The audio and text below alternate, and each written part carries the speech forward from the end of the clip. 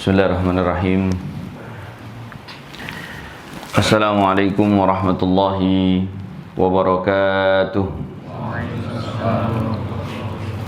Innal hamdalillah nahmaduhu wa nasta'inuhu wa nastaghfiruh wa na'udzu billahi min shururi anfusina wa sayyiati a'malina. Man yahdihillahu fala mudilla lahu wa man yudlil fala hadiya lahu. Asyhadu an la ilaha illallah wahdahu la syarika lahu iqraran bihi wa tauhida wa asyhadu anna Muhammadan abduhu wa rasuluh sallallahu alaihi wa ala alihi wa ashabihi wa man sara ala nahjihi yustanna bi sunnatihi ila yaumiddin. Qala Allah ta'ala fi kitabihil aziz, ya ayyuhalladzina amanu taqullaha haqqa tuqatih wa la tamutunna illa wa antum muslimun. Ya ayyuhan nasu taqu rabbakum alladzi khalaqakum min nafsin wahidah wa khalaqa minha zawjaha wa batha minhuma rijalan katsiran wa nisaa'a wattaqullaha alladzi tasaaluna bihi wal arham innallaha kana 'alaykum raqiba. Ya ayyuhalladzina amanu taqullaha wa qulu qawlan sadida yuslih lakum a'malakum wa yaghfir lakum dhunubakum wa man yuti'illaha wa rasulahu faqad faza fawzan 'azima. Amma ba'd, fa inna asdaqal hadithi kitabullah wa khairal hadi hadi Muhammadin sallallahu alaihi wa ala alihi wasallam wa syarral umuri muhdatsatuha fa inna kulla muhdatsatin bid'ah wa kulla bid'atin dhalalah wa kulla dhalalatin finnar. Ikhwani fiddin, Bapak dan Ibu rahimani wa rahimakumullah wa azzani Allah wa iyyakum jami'an. Alhamdulillah, di kesempatan pagi hari ini adalah mungkin kali kedua saya di musola ini, yang semoga Allah Subhanahu wa taala selalu dan senantiasa mempertemukan kita semua dalam kebaikan dan di dalam ketaatan kepada Allah Subhanahu wa taala, dan mudah-mudahan musola ataupun masjid ini menjadi bagian dari mizan hasanah kita semua, yang kemudian kita harapkan bahwa kita termasuk orang-orang yang senantiasa memiliki keterpautan hati kita dengan masjid-masjid Allah Jalla wa'ala. Karena Rasulullah SAW pernah menyebutkan dalam satu hadis yang diriwayatkan oleh Imam Bukhari dan Imam Muslim dari jalan Abu Hurairah radhiyallahu taala anhu, di mana Rasulullah menyebutkan salah satu di antara sab'atun yudhilluhumullahu fi dhillihi yauma la dhilla illa dhilluh, 7 golongan orang yang nanti akan mendapatkan naungan dari Allah Subhanahu wa taala di hari di mana tidak ada naungan kecuali naungan darinya. Satu di antaranya disebutkan adalah rajulun qalbuhu mu'allaqun bil masajid, adalah seseorang yang hatinya terpaut dengan masjid. Dan alhamdulillah, hari-hari kita senantiasa menginginkan untuk datang dan hadir di majelis ilmu.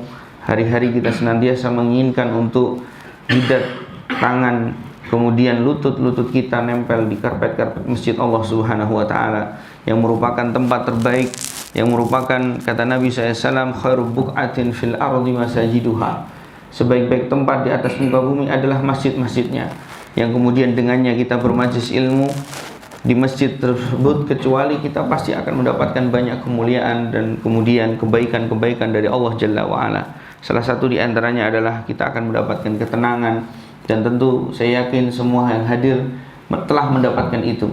Kita mendapatkan ketenangan, kita mendapatkan ketentraman hati dan jiwa yang ada dalam diri kita, dan itu sebagaimana yang dijanjikan oleh Rasulullah SAW, illa nazalat alihimus sakinah, yang akan datang kepada mereka orang-orang yang bermajlis ilmu di masjid-masjid Allah adalah ketenangan dalam hati mereka. Kemudian juga kita akan dipenuhi dengan wa wasyathumur rahmah wa hafathumul malaika, bahkan yang terakhir disebutkan oleh Nabi SAW, wa dzakarahumullahu fiman indah. Kita akan mendapatkan rahmat dari Allah, mendapatkan perlindungan dari malaikat-malaikatnya, dan bahkan kita akan mendapatkan pujian, kemuliaan di mana nama-nama kita disebut oleh Allah Subhanahu wa taala di majlisnya para malaikat-malaikatnya. Ikhwani fiddin azanallahu wa iyyakum jami'an. Keutamaan-keutamaan ini sudah sering kita dengar, tetapi tidak ada salahnya ketika kemudian kita kembali mengingatkan bahwa kita hidup di dunia ini tidak akan pernah kemudian mendapatkan keberhasilan kecuali dengan jalan tauhid, dengan jalan kemudian kita mendapatkan keikhlasan dalam beribadah kepada Allah Subhanahu wa taala, dan menuntut untuk diri kita selalu berada di jalan yang diajarkan oleh Nabi kita SAW.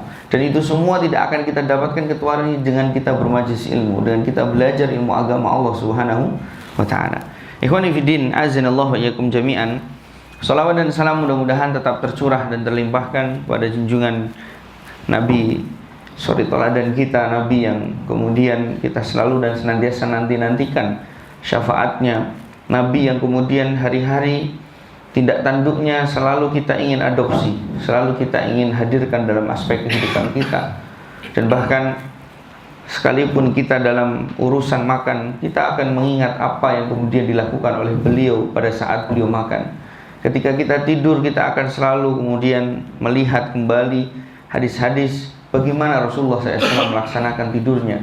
Bahkan ketika kita mendidik istri dan kemudian mendidik anak-anak kita, bermuamalah dengan tetangga, bagaimana belajar, bagaimana kemudian kita menuntut ilmu, bagaimana kita bakti kepada orang tua, tidak akan pernah luput dari yang namanya Nabi Muhammad SAW.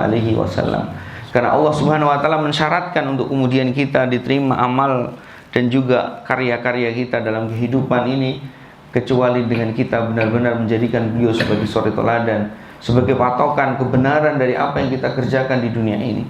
Allah Subhanahu wa taala berfirman, "Qul in kuntum tuhibbunallaha fattabi'uni yuhibbukumullah." Ikhwani fiddin, azanillahu wa iyyakum jami'an. Di kesempatan yang berbahagia ini insyaallah saya akan mencoba untuk merealisasikan apa yang menjadi permintaan dari teman-teman di panitia Bali Mengaji, di mana pagi hari ini mungkin adalah kebutuhan kita akan motivasi untuk melakukan kebaikan, untuk tidak kemudian senantiasa berputus asa dalam kemudian kebaikan, dan terus untuk kita selalu dan senantiasa semangat dalam mengerjakan kebaikan. Nabi SAW telah mengingatkan itu semua dalam satu hadis, "Badiru bi'a'mali fitanan." Bersegeralah oleh kalian untuk senantiasa mengerjakan amal-amal soleh, karena kita akan dihadapkan dengan fitnah-fitnah yang akan menyambar-nyambar dalam kehidupan kita.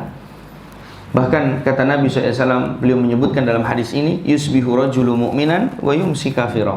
Terkadang ada sebagian di antara kita yang pagi hari masih dalam keadaan beriman, tetapi sore harinya berubah menjadi orang kafir. Au yumsi mu'minan wa yusbihu kafira. Atau sebaliknya, di sore hari mereka masih sholat maghrib, di sore hari mereka masih bahkan bersiap-siap untuk pengajian di sore hari ba'da asar, tetapi ternyata besok harinya ya tidak kurang ya dari satu hari. Artinya tidak lebih dari satu hari maksud saya. Sore masih beriman, paginya sudah berubah menjadi kafir. Dan itu disebutkan oleh Nabi SAW dalam hadis tersebut. Yabi'u dinahu bi'aradin minad dunya. Kata Nabi SAW, begitulah kondisi manusia terkadang menjual agama mereka dengan sekelumit dari perbendaharaan dunia. Oleh karena itu Nabi SAW mengingatkan kepada kita bahwa hati seseorang itu ya ada di antara dua jari, di antara jari-jari Allah. Inna qulubal insan baina usbu'aihi min asabi'ir rahman. Sungguh hati manusia itu ada di antara dua jari, di antara jari-jari Allah Jalla wa'ala. Yuqallibuhu kaifa yasha. Allah bisa saja membolak-balikkan hati kita kepada siapa yang Allah kehendaki. Jadi ketika kemudian kita merasa aman dari keimanan yang ada pada diri kita, ini justru adalah orang-orang yang rugi. Oleh karena itu kewaspadaan kita harus ditingkatkan. Selain Rasulullah SAW tadi memotivasi kita untuk kemudian melakukan amal soleh, untuk tidak berputus asa. Kenapa? Karena memang iman ini tidak senantiasa dijamin terus ada pada diri kita, teman-teman. Bapak Ibu rahimani wa rahimakumullah, sekarang yang kita punya rutinitas ternak, apa itu ternak? Antar anak untuk sekolah, kan itu. Itu saja kita merasa bahwa ini akan terus kita lakukan sampai hari kiamat. Belum tentu. Bisa jadi antar anaknya yang dulu mungkin dia antarkan anaknya untuk kemudian sekolah di sekolah-sekolah Islam, bisa jadi di tahun yang kemudian akan datang dia akan mengantarkan anaknya untuk ke gereja, waliyadzubillah. Adakah seperti itu? Ada dalam kehidupan kita. Oleh karena itu ikhwani fiddin azanallahu wa iyyakum jami'an, Nabi SAW ya kenapa menyuruh kita untuk badiru, untuk kita bersegera melakukan kebaikan? Karena iman yang ada pada diri kita akan senantiasa tumbuh dan menjadi kokoh dengan kita terus mengamalkan amal soleh. Makanya Nabi SAW sendiri pernah mengingatkan kita tidak boleh senantiasa meremehkan sedikit pun dari kebaikan. La tahqiranna minal ma'rufi syai'a. Jangan pernah sama sekali seorang mukmin itu meremehkan, cuman kajian subuh, besok-besok juga masih ada, Belum tentu besok yang kemudian ada, kemudian kita bisa hadir. Nanti sore juga ada, belum tentu nanti sore kita bisa hadir. Nanti siang juga ada, belum tentu siang nanti bisa hadir. Oh, video itu juga kaitannya dengan masalah kita tidak boleh berputus asa untuk terus bersemangat. Ada kok di deretan video-video yang sudah saya simpan di memori saya. Tetapi apakah kemudian kita sempat untuk mendengarkannya? Itulah kenapa kemudian kita disuruh untuk bersegera, disuruh untuk terus bersemangat dalam melakukan kebaikan. Karena selain kemudian kebaikan itu nilainya akan menjadi mizan hasanah kita, kebaikan itu akan menguatkan keimanan kita, kebaikan itu akan mengokohkan keimanan kita, dan akan menjadikan iman kita itu bertambah. Al-imanu yazidu wa yanqus. Bertambahnya iman itu, kata para ulama, adalah dengan kita melakukan ketaatan, dan akan berkurang keimanan yang ada pada diri kita dengan kita melakukan kemaksiatan. Oleh karena itu, ikhwani fiddin, azinallahu iyyakum jami'an, kembali kepada fokus apa yang kemudian kita ingin bahas pada kesempatan pagi hari ini, di mana kita memang diperintahkan untuk terus bersemangat dalam mengerjakan kebaikan dan tidak berputus asa. Dan untuk membahas judul di atas, saya akan menghadirkan satu ayat dalam Al-Quran, ya, dalam surah Al-Hadid. Allah Subhanahu wa taala berfirman, "Ma asaba min musibatin fil ardi wala fi anfusikum illa fi kitab min qabli an nabra'aha inna dzalika 'ala Allah yasir likai la ta'sau 'ala ma fatakum wala tafrahu bima atakum wallahu la yuhibbu kulla muhtarin fakhur." Dalam ayat ini, teman-teman, Allah Subhanahu wa taala mengingatkan kita, tidak ada satupun bencana yang kemudian menimpa di bumi, dan tidak pula pada dirimu atau yang kemudian menimpa diri kita. Kita mungkin dunia ini punya musibah, karena ini erat kaitannya dengan nanti kita jangan putus asa nih. Kenapa? Karena setiap kita pasti ada masalah. Karena ada sebagian orang yang kemudian hari ini ditimpa dengan berbagai macam masalah. Selalu alibi mereka adalah enak, mereka orang-orang kaya gak pernah punya masalah. Dikiranya orang kaya itu gak punya masalah. Coba tanya sama orang-orang kaya, enak dia, ya, anaknya sudah 90, gak punya masalah dia. Enak dia, kekayaannya sudah 272 miliar atau triliun bahkan. Alibinya selalu melihat orang lain itu seakan-akan tidak punya masalah. Padahal dalam kehidupan kita, ya, nanti insya Allah habis ini saya akan hadirkan satu hadis dari Abdullah bin Mas'ud, di mana Rasulullah SAW menggambarkan setiap kita itu pasti punya masalah. Cuman nek wong Jawa ngomongnya apa Bapak Ibu? Sawang sinawang. Kadang kita melihatnya ada orang Masya Allah hidupnya enak gitu ya, tapi pada hakikatnya sebenarnya mereka juga melihat kita itu enak banget dia, gak punya beban, gak punya usaha, makan sehari 3 kali bisa, gak punya utang. Bagi sebagian orang yang kemudian terlihat kaya, ternyata hutangnya menumpuk, masalahnya banyak, bertubi-tubi. Oleh karena itu kita lihat di sini, Allah menegaskan di dalam Al-Quran tentang bagaimana setiap orang itu pasti kena musibah. Salah satunya musibah yang ada dalam kehidupan dunia. Kalaupun misalkan ada di antara kita yang hidupnya tentrem, adem ayem, ya, gemah ripah roh jinawi sekalipun, di dunia ini, bumi Allah ini pasti akan ada musibah. Bukankah kita pernah merasakan gempa bumi? Bukankah kita pernah merasakan sebagian dari saudara kita ditimpa tsunami? Bukankah kita pernah merasakan di mana petir menyambar di daerah kita? Semua itu adalah musibah Allah Jalla wa'ala, yang Allah terangkan di dalam Al-Quran. Itu pasti terjadi dalam kehidupan manusia di bumi Allah Subhanahu wa ta'ala. Bahkan yang terjadi pada diri kita, di pribadi kita, masalah-masalah yang kemudian kita senantiasa hadapi, itu pun dari Allah Subhanahu wa ta'ala. Oleh karena itu Allah Subhanahu wa ta'ala, ya, menyebutkan bahwa yang demikian itu, dari berbagai macam musibah itu, telah ditetapkan di Lauhil Mahfuz. Ini sudah diterangkan. Skenario kehidupan manusia memang seperti itu. Tidak ada satupun di antara kita yang kemudian pokoknya hidupnya si A ini, pokoknya dari kecil sampai tua, sampai mati bahagia terus, tidak pernah nangis, tidak pernah sedih, tidak pernah merasakan sakit. Tidak mungkin. Semua orang pasti kena, punya masalah, punya ujian. Allah menyebutkan dalam ayat yang lainnya, "Walanabluwannakum bisyai'in minal khaufi wal ju'i wa naqsin minal amwali wal anfusi wath thamarat wa basyiris sabirin." Seakan-akan kita itu dipahamkan oleh Allah bahwa setiap kita itu, teman-teman, mesti punya masalah. Pasti punya masalah, tidak mungkin enggak. Ada sebagian kita seringkali kemudian mengoreksi orang lain, dia itu uripnya banyak masalah, Dia nggak tahu bahwa dirinya pun banyak masalah. Cuman dia nggak tahu. Gajah di pelopak mata, tak terlihat semut di ujung laut sana. Dia begitu luar biasa tajam melihat orang lain punya masalah. Oleh karena itu ikhwan fillah, azinallahu wa iyyakum jami'an. Yang demikian ini kata Allah Subhanahu wa taala, illa fi kitab. Semuanya sudah ditentukan. Ya, semuanya sudah ditentukan. Sejak 50.000 tahun sebelum diciptakannya langit dan bumi, apa yang terjadi? Semua sudah ditulis, maqadirul khalaik. Takdir-takdir Allah itu sudah ditulis. Jadi kalau kemudian jenengan ceramah ning Jawa boh. Kalau bapak-bapak, ibu-ibu kemudian hari ini mikirkan, ya Allah, aku ki pengene uripe tenang-tenang aja. Itu ngimpi di siang bolong. Kenapa ngimpi di siang bolong? Nanti kita akan simak hadis dari Abdullah bin Mas'ud. Di sini dikatakan kata Allah Subhanahu wa taala, likaila ta'sau ala ma fatakum.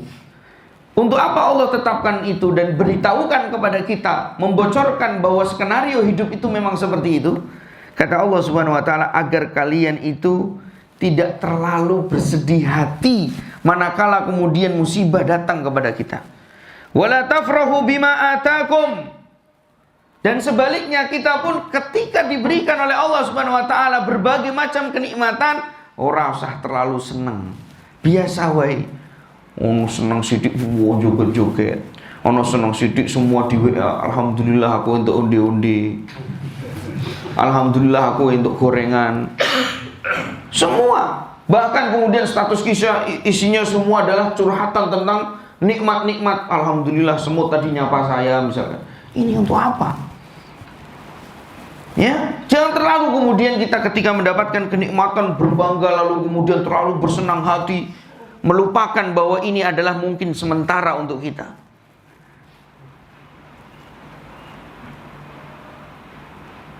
Bagi sebagian di antara kita yang istrinya cantik foto, my love, my honey. Dia beritahukan semua apa yang dia miliki. Bahkan istrinya aja dipamerkan, padahal itu tidak dibolehkan dalam agama kita. Jangan terlalu kita bangga dengan apa yang kemudian kita miliki. Ya. Saya ingat dengan nasihat dari Ali bin Abi Thalib yang kemudian menggugah semangat kita untuk hari ini. Tidak terlalulah kita itu bersenang-senang dan kemudian terlalu berbangga diri ketika kemudian Allah anugerahkan kepada kita kenikmatan. Ali bin Abi Thalib pernah Bapak Ibu, ketika datang ke Baqi, beliau tiba-tiba teriak, "Kaifa halukum?" Kira-kira orang yang ada di kubur yang sudah meninggal itu bisa jawab enggak? Ya enggak bisa. Allah menyebutkan dalam hadis qudsi yang Rasulullah SAW sebutkan, innaka la tusmi'ul mauta wa innaka la tasma'u man fil kubur. Sungguhnya engkau tidak akan pernah bisa memperdengarkan suaramu kepada mereka ahli kubur yang sudah meninggal dunia. Dan demikian pula kalian tidak akan pernah mendengar apa yang mereka katakan. Kenapa? Karena Allah menyebutkan dalam Al-Quran, wa min waraihim barzakhun ila yaumi yub'atsun. Di belakang orang yang masih hidup dengan mereka yang sudah meninggal dunia ada namanya barzakh. Makanya alam kubur itu disebut juga dalam hadis, dalam beberapa keterangan ulama namanya alam barzakh. Pembatas antara orang yang hidup dengan orang yang mati. Tetapi Ali bin Abi Thalib berteriak pada saat itu bukan tujuan untuk sengaja manggil mereka, tapi tujuannya untuk nasihat. Dalam ilmu retorika ini adalah teknik untuk mereka manusia yang ada di sekitar Ali bin Abi Thalib itu memperhatikan beliau. Di saat kemudian beliau sudah mulai diperhatikan oleh sahabat-sahabat yang lain, Ali bin Abi Thalib berkata, "Inna azwajakum qad nukihat wa amwalukum qad qusimat wa buyutukum qad sukinat." Tahukah kalian wahai para penghuni kubur, seakan-akan nasihat ini bagi mereka yang sudah meninggal dunia, padahal ini nasihatnya untuk kita. Tahukah kalian wahai penghuni kubur, istri kalian yang cantik itu sudah dinikahi sama orang lain. Harta kalian yang kalian kumpulkan sudah dibagi sama harta warisnya, sama pewaris-pewarisnya. Dan rumah yang kalian bangun sekarang sudah ditempati oleh orang lain. Antum pernah nggak nempati rumah kasur yang kemudian itu yang bangun suaminya istri kita? Belum pernah kan? Ana pernah. Lu bener, jangan ketawa bener nih. Ana pernah 3 kali lagi. Loh Ustaz, ngapain cerita begitu? Bener, ini bukan untuk sengaja, ini pelajaran. Bayangkan, anak pernah tanya sama istri anak, ini kasur dulu yang beli siapa? Ya anak, Bah. Sama siapa? Sama suami. Ya salam. Seandainya yang beli itu adalah kita dan istri kita, satu hari nanti yang meniduri kasur dan menghangatkan kasur istri kita adalah orang lain, dan itu pasti akan terjadi. Inilah kehidupan. Makanya kalau kita kemudian diberikan nikmat, jangan terlalu senang. Oh toh, wong dunia ini semua kita akan tinggalkan. Ini bukan kemudian dalam rangka saya berbangga, bukan. Tapi mengambil pelajaran. Dan begitu kemudian saya sadar akan hal itu, betapa luar biasanya. Untuk apa kita bangun rumah besar? Untuk apa kita berbangga dengan istri kita yang cantik? Untuk apa kita berbangga dengan suami kita yang ganteng? Toh pada akhirnya ibu-ibu kalau meninggal dunia, suaminya pun menikah lagi. Bahkan belum meninggal dunia pun sekarang sudah nyari-nyari. Lihat tuh. Inilah kehidupan. Makanya jangan tertipu dengan dunia. Makanya Allah menyebutkan apa? Likaila ta'sau ala ma fatakum wa la tafrahu bima atakum. Jangan terlalu sedih, jangan juga terlalu senang.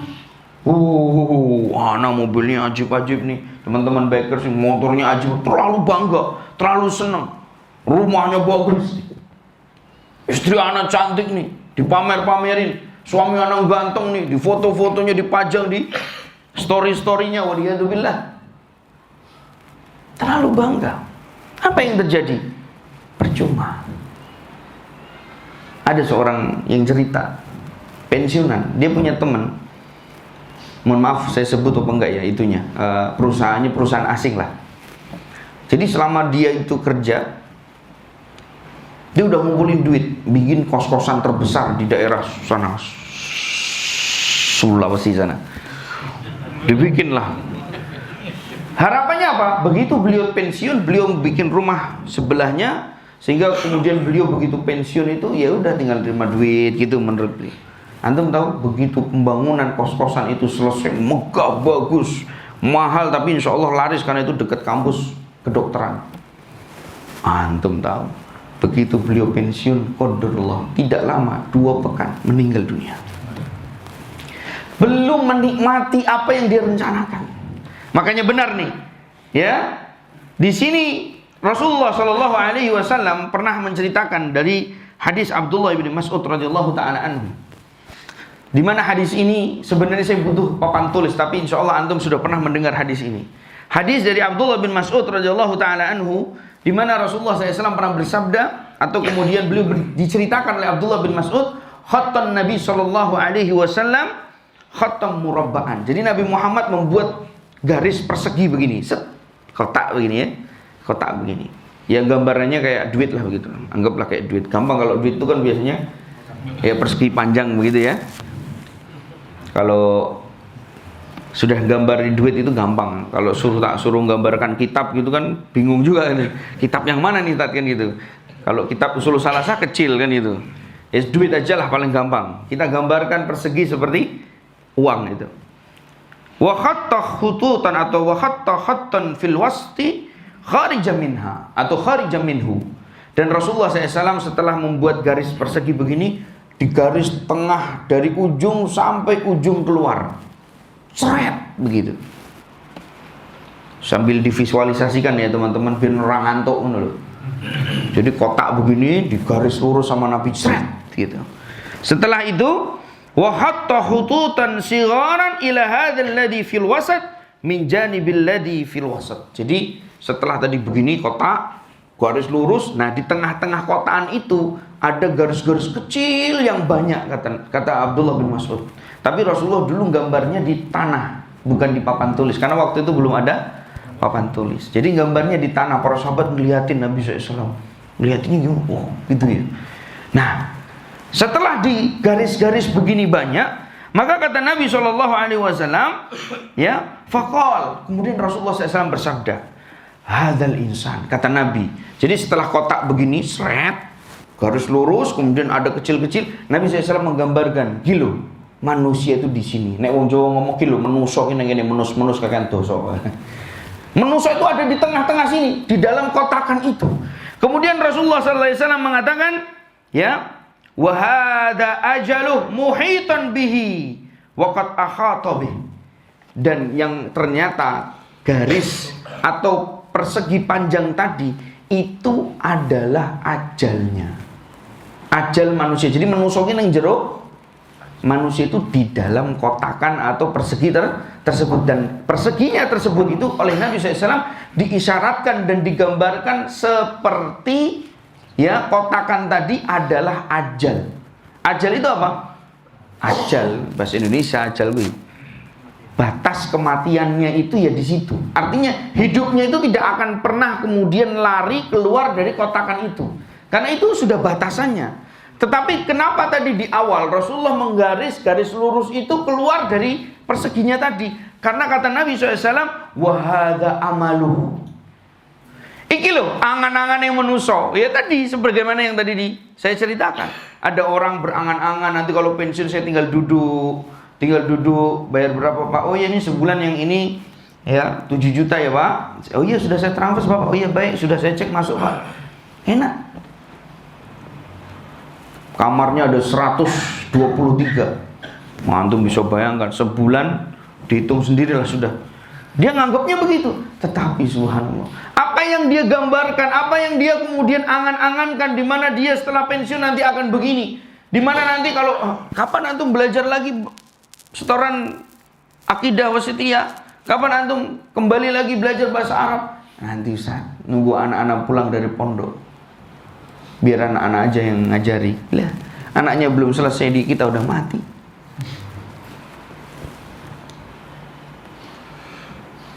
Makanya ikhwan fillah azanallahu wa iyyakum jami'an.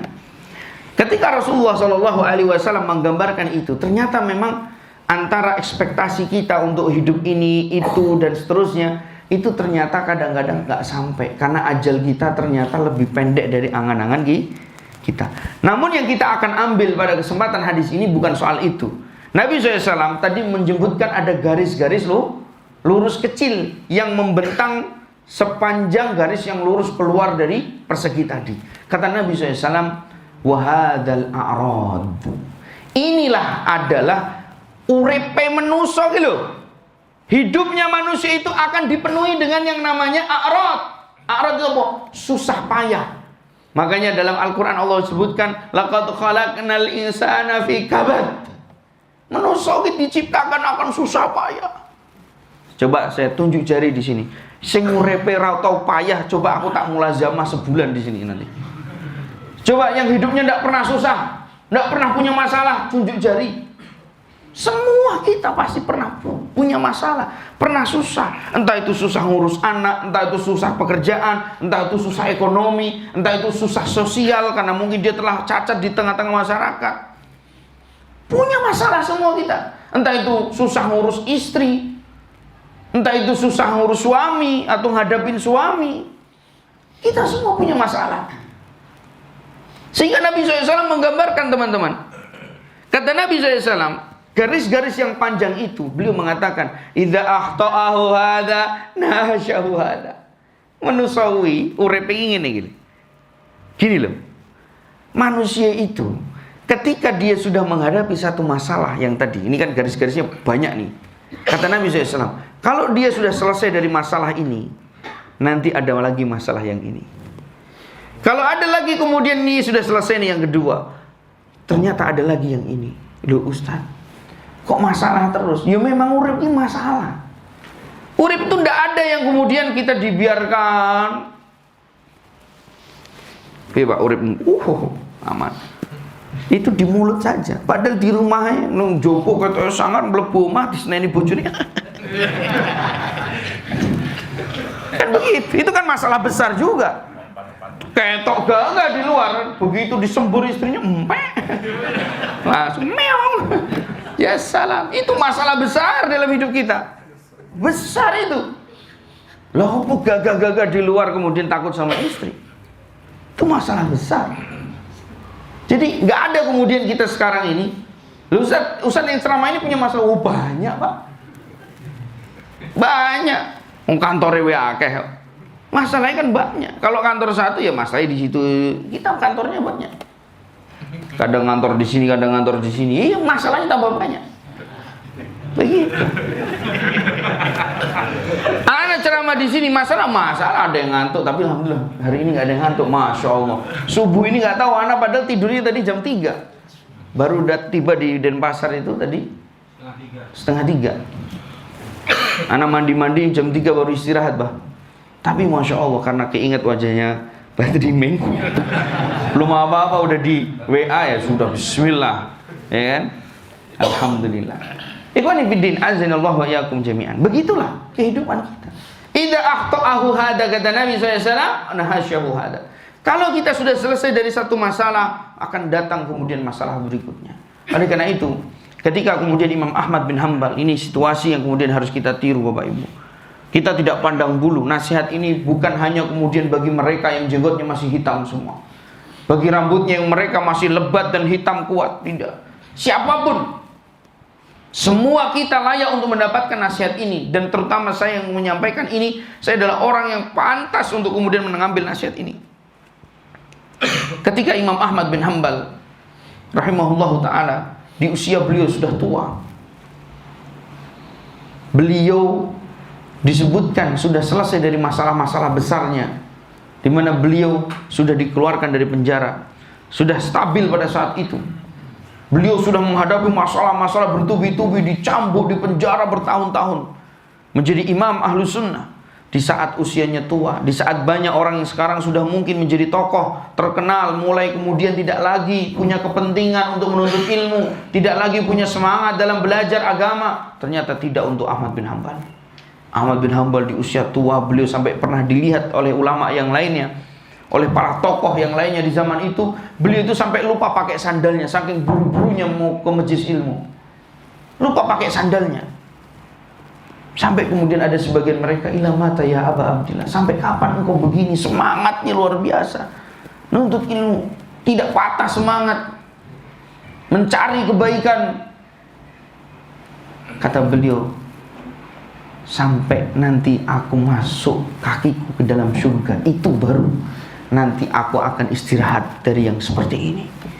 Berarti mengajarkan kepada kita bahwa hari ini di dunia ini nggak boleh kita kemudian ada orang tua semangat ke masjid, udah di sini aja. Lalu Nabi SAW pernah mengatakan, la atauhuma walau habwa, lau ta'lamuna ma fin nida'i wa sufufil awal, la atauhuma walau habwa. Kalau kalian kemudian mengetahui apa yang ada dalam keutamaan yang dikumandangkan oleh seorang muadzin dalam solat-solat mereka, dan keutamaan yang ada di sof-sof pertama mereka, maka mereka akan mendatanginya dengan walaupun merangkak.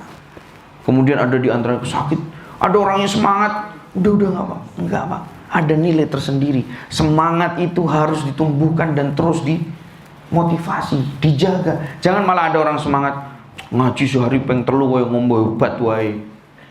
Ini orang Jawa udah ngomong begitu. Ngaji setiap hari 3 kali kayak minum obat aja, Ustaz. Kita kalau ngaji, ya, sehari misalkan Pak habis subuh, habis duhur, habis asar, habis maghrib, ada yang ngomong apa? Ustaz, kebanyakan Ustaz. Ya salam. Belum banyak itu. Belum. Kalau kita kemudian belum mati itu, kita nggak ada yang namanya dalam kebaikan kebanyakan tuh nggak ada. Semangat terus teman-teman. Kita harus kemudian memompa diri kita bersemangat. Makanya tadi malam juga saya gagal juga sama teman-teman. Padahal di kapal udah niat kisah dari Lombok, Bismillah nanti di kapal kita ngaji. Begitu kapal der, terus ada yang begitu, mau ngaji gimana nih? Waduh, Tat gimana Tat? Panitia sudah semangat juga nih, tapi teman-teman yang lain, anaknya juga, ayo istirahat, Bismillah, tidur. Ternyata begitu mau istirahat, kita berniat istirahat aja nggak bisa, Pak. Kependok, astagfirullahaladzim. Itulah kehidupan. Kadang kita merencanakan sesuatu Allah, tapi berencana yang lain. Itulah kehidupan. Makanya kita butuh yang namanya semangat. Inilah yang diterangkan oleh Rasulullah SAW dalam hadis ini, bahwa manusia itu tetap akan terus menghadapi masalah demi masalah. Oleh karena itu, kenapa setiap hari kita juga dituntut untuk bermohon, meminta, menghamba kepada Allah dengan setiap hari kita minimal membaca 17 kali. Iyyaka na'budu wa iyyaka nasta'in. Kepadamu lah ya Allah aku menyembah, dan kepadamu lah ya Allah aku memohon pertolongan. Kenapa? Karena setiap hari kita punya masalah.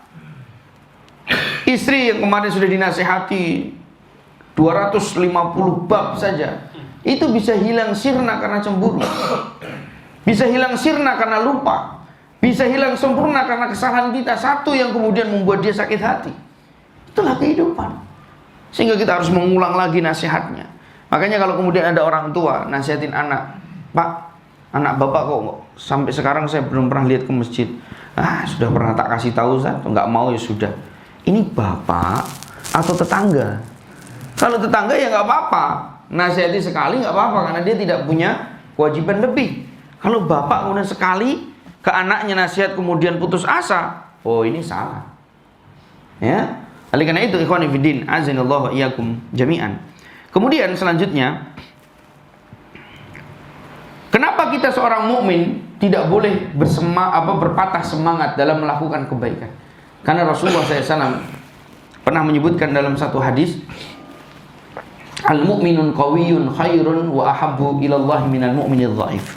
Mukmin yang kuat itu. Nah, ini ada sebagian di antara kita yang fokusnya hanya soal badan saja. Kan begitu. Kuat itu badan hanya nge-gym, lari, sepeda. Hanya fokusnya ke situ. Padahal kuat itu tidak harus di situ saja. Ada makalah yang ditulis oleh beliau Syekh Abdurrahman Nasir Sa'di rahimahullahu taala, di mana beliau menerangkan kepada kita olahraga itu ada 3. Olahraga bukan olahraga, riyadhah. Itu ada 3. Riyadhatul abdan yang kita namakan dengan olahraga. Kemudian yang kedua adalah riyadhatul adhan. Mengolah adhan itu otak atau sanubari seseorang, hati seseorang. Dan yang ketiga adalah riyadhatul akhlak. Mengolah akhlak. Yang pertama, kata beliau, mengolah jasmani itu adalah bagian dari olah fisik yang diajarkan oleh Islam. Karena fisik kita harus dijaga. Oleh karena itu para praktisi kesehatan mulai juga kemudian menasihatkan untuk pola makan dijaga. Karena di antara bentuk menjaga fisik kita juga diantaranya adalah masalah pola makan. Kemudian olahraga yang cukup, aktivitas yang kemudian cukup. Karena ini bagian dari al-mu'minun qawiyyun khairun wa ahabbu ilallah minal mu'minid dhaif.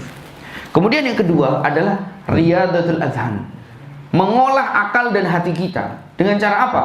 Dengan cara, kata beliau Syekh Abdurrahman Nasir Sa'di menerangkan, dengan cara membaca Quran atau mentadaburinya dan membaca hadis-hadis Nabi. Kenapa? Karena Allah menyebutkan dalam Al-Quran, afala yatadabbarunal Quran am ala qulubin akfaluha. Apakah manusia mereka senantiasa tidak mau mentadaburi Al-Quran, ataukah ada di dalam hati mereka penutup, kunci yang kemudian menghalangi dari hidayah Allah Subhanahu wa taala. Makanya semakin kita membaca Al-Qur'an, semakin kita mentadabburinya, hati kita semakin cerdas, akal kita semakin cerdas, hati kita semakin peka. Kenapa? Karena kita akan kemudian ditumbuhkan, wa idza tuliyat alaihim ayatuhu zadathum imana. Kita akan tumbuh imannya. Hati kita semakin peka. Orang yang mentadabburi Al-Qur'an akan demikian. Makanya kalau kemudian kita ingin sehat hati dan pikirannya, dengan cara apa? Lari pagi, berenang, atau berkuda, atau membaca Quran? Jawabannya adalah membaca Quran. Kalau kita hatinya ingin sehat. Kalau kemudian jasmani kita, kaki kita, tangan kita, atau kemudian organ tubuh kita yang secara fisik pengen sehat, ya baru kita olahraga, menjaga makanan, minuman, dan seterusnya, pola tidur, dan seterusnya. Dan yang ketiga adalah, teman-teman yang dirahmati oleh Allah Subhanahu wa taala, adalah riyadhah akhlak. Tidak ada satupun di antara kita brojol tiba-tiba noto kamera, tidak ada. Lahir di dunia joger, tiba-tiba jualan bakso, nggak ada. Pasti dia akan tumbuh, ya, dari mulai terlahir menangis terlebih dahulu, tidak bisa apa-apa. dan akan tumbuh besar yang kemudian nanti tergantung fa'abawahu yuhawidanihi au yunassiranihi au yumajjisanihi. Nantilah kemudian baru ya orang tuanya lah yang menjadikan mereka Yahudi, Nasrani ataupun Majusi, dan itu bisa juga masukkan masalah soal akhlak mereka.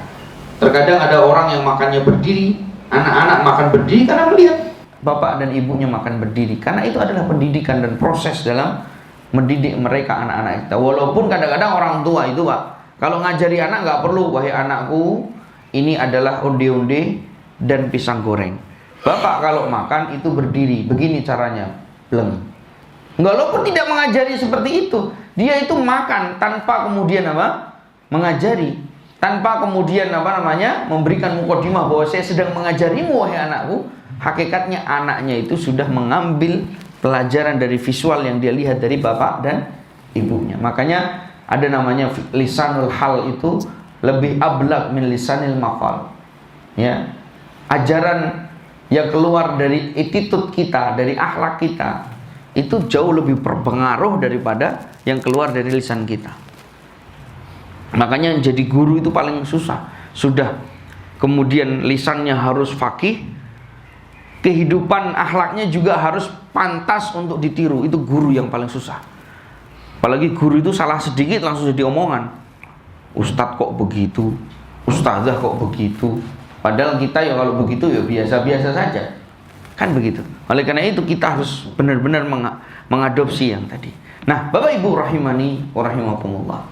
Inilah yang diterangkan oleh Syekh Abdurrahman Nasir Sa'di rahimahullahu taala, di mana olahraga itu ada 3. Kembali kepada pembahasan tentang mukmin, kenapa kita harus bersemangat? Karena kita dituntut untuk kuat. Dan kuat itu ternyata tidak hanya fisiknya. Kuat itu dari segala macam aspek. Seorang mukmin itu dituntut untuk kuat fisiknya, untuk kuat semangatnya, tidak berputus asa, untuk kuat mentalnya. Mukmin ya imannya kok lemah. Lah antum kok nggak jadi pulang? Anak takut lewat kuburan. Antum mau nggak nemeni anak? Ini mukmin apa ini? Mukmin itu wala takhafuhum wa khafuni in kuntum mu'minin. Kan begitu. Jangan engkau takut kepada mereka selain Allah, tapi takutlah kepada Allah. Karena seorang mukmin sampai kemudian takut sama cuman genderuwo. Waliyadzubillah. Semoga Allah menjaga kita semua. Makanya kita harus punya semangat, harus punya kekuatan. Oleh karena itu, di sini Nabi SAW menerangkan, ya, wa fi kulli khairin. Tentu mukmin yang kuat itu lebih baik daripada mukmin yang lemah. Walaupun setiap mukmin itu pasti baik. Tetapi ingat teman-teman, ya, Nabi SAW menegaskan kepada kita, ikhris ala ma yanfa'uk. Bersemangatlah dengan apa yang kemudian bisa bermanfaat untukmu. Nah sekarang teman-teman, Bapak Ibu datang dan hadir duduk di majelis ilmu ini tidak lain tidak bukan untuk apa? Untuk dapat ilmu, untuk mendapatkan kebaikan. Maka ini termasuk di antara tanda di mana kita sudah bersemangat, dan kita harus menjaga semangat ini dengan berdoa. Caranya apa Ustaz? Caranya berdoa. Allahumma ya muqallibal qulub, tsabbit qulubana ala dinik. Rabbana la tuzigh qulubana ba'da idh hadaitana wa hab lana min ladunka rahmah innaka antal wahhab. Berdoa. Ya. Kemudian kata Nabi SAW, setelah kemudian kita disuruh untuk bersemangat dalam mengerjakan sesuatu yang bermanfaat untuk kita, wasta'in billah wala ta'jaz, atau wala ta'jiz, dan mintalah tolong kepada Allah Subhanahu wa taala, dan jangan sampai seorang mukmin itu berputus asa. Jadi mohon maaf Bapak Ibu, kalau ada di antara kita kok muslim berputus asa, mukmin kok berputus asa, sebenarnya itu bukan ciri khas seorang mukmin. Mukmin itu pantang menyerah. Saat saya itu usaha dodol ini gagal, jualan ini gagal, jualan ini gagal. Sekarang apa? Ya sudah, saya nggak mau apa-apa Ustaz. Diam aja, alhamdulillah dapat rezeki. Teman datang bawa onde-onde, teman datang bawa nasi goreng. Alhamdulillah setiap hari saya makan. Ya makan wong enggal dino ning masjid leleran. Ya kancamu ya mesake to. Kan begitu. Lalu setiap hari dia duduk itu, misalnya ada teman ke masjid, ya gimana nggak kenyang? Ya kenyang, teman-temannya baik semua. Tapi kan bukan begitu seorang mukmin. Mukmin itu apa? Ista'in billah wa la ta'jaz. Jangan kemudian kita berputus asa, minta tolong kepada Allah. Saya gagal ini, coba yang ini, coba yang ini, terus berusaha. Kenapa? Karena itulah ciri khas seorang mukmin. Tidak mau kemudian mukmin itu sudahlah pasrah. Tawakal yang keliru. Allah Subhanahu wa taala dan Rasulnya pun mengajarkan untuk kita bertawakal haqqa tawakkuli, dengan sebenar-benarnya tawakal, dengan tawakalnya at-tayr, seekor burung, yaghdu khimasan wa taruhu bitonan. Saya masih ingat dulu waktu di Makassar, ya 2010 ya kira-kira. Ya, ketika saya mau bangun usaha, mau jualan apa gitu. Setelah jualan cilok ya juga nggak laku-laku, kalaupun laku paling untungnya 25.000. Yang beli juga santri-santri saya sendiri. Saya keliling, keluar aja mempraktekkan hadis tadi. Keluar naik motor yang sudah kalau digas itu nggak jalan-jalan itu Pak. Yang berbet-berbet itu. Jalan ketemu orang, saya tanya, kalau di sini jualannya ramai nggak Pak?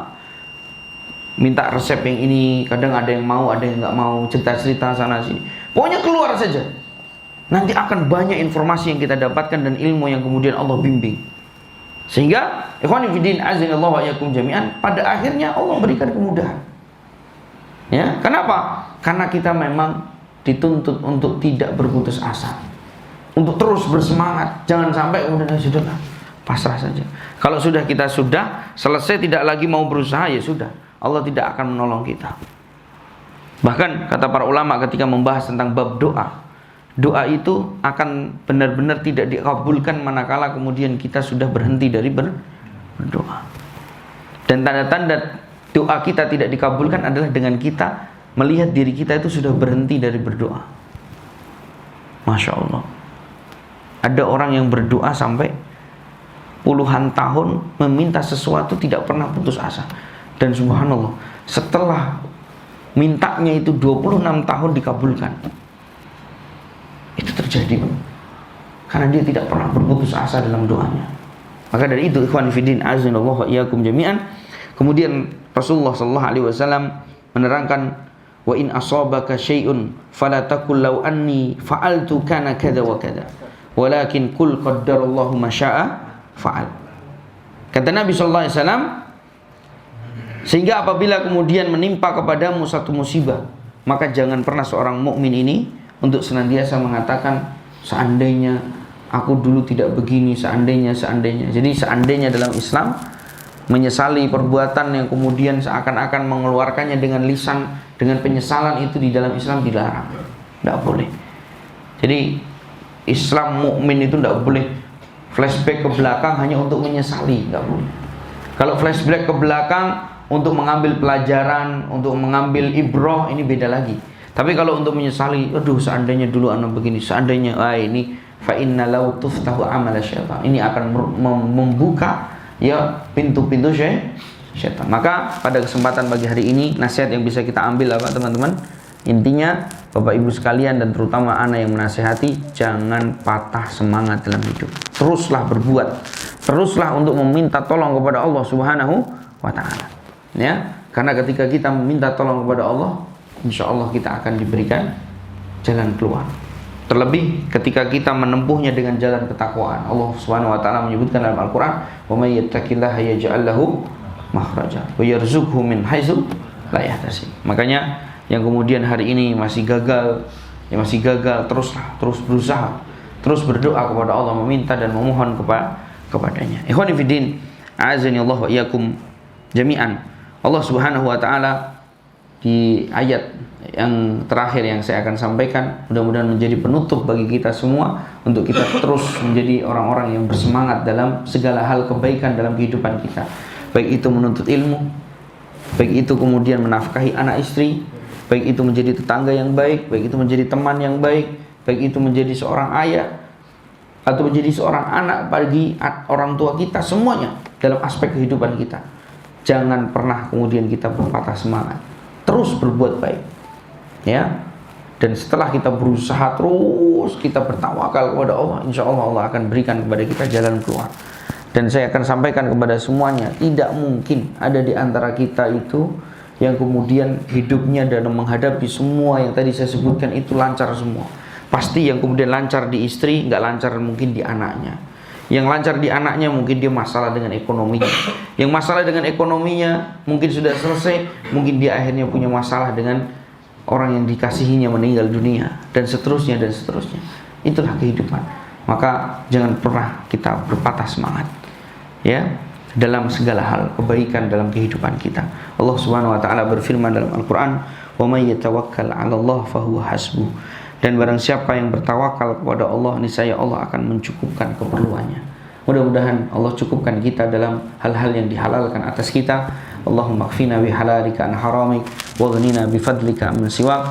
Dan semoga Allah Subhanahu wa taala mengumpulkan kita nanti kelak di surganya yang tertinggi bersama Nabi kita Muhammad sallallahu alaihi wasallam, dan menjauhkan kita semua tanpa terkecuali dari api neraka sejauh-jauhnya, karena itulah kesuksesan yang sebenarnya.